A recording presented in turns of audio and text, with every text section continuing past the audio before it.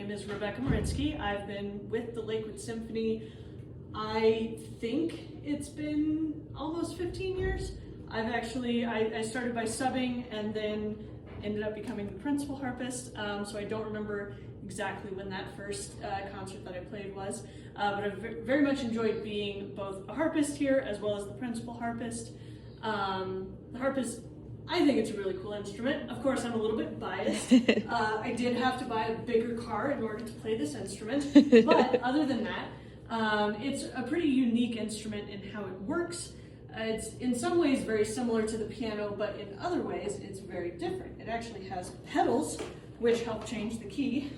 There's 7 of them total here at the bottom. And if even by moving just one pedal and playing the same set of strings, I can get up to 3 different notes from each string. So one of the cool things is that while it's kind of like the white keys of the piano, I can also change the pedals to put it into whatever key I want. So that's one really cool thing about that. A very common sound that you've heard, but I still like playing anyway, is the glissando. How magical is that? Very. One of the things that I like to play on the harp is actually a piece called Baroque Flamenco. And if you go to my YouTube, I have played it as a concerto with the Lakewood Symphony back in 2015. But one of the cool things about it is that it does a lot of extended techniques or special effects that you don't normally hear, like playing the harp like a guitar. As well as there are some other, it goes through a lot of other cool things. You also tap on the soundboard.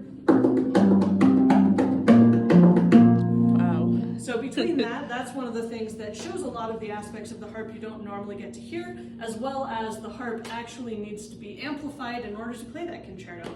So that's just some out-of-the-box facts about the harp.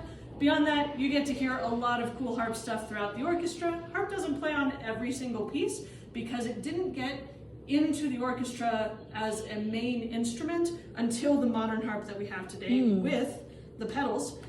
The piece that we're actually playing this week, depending on when you're watching this, is Berlioz's Symphonie Fantastique, which is the first time the harp was used in the orchestra during a symphony. Before that, it had been only as a concerto or not even in any of the orchestral works until then. So Berlioz started it all for us, and I believe he requested as many harps as possible to play that piece.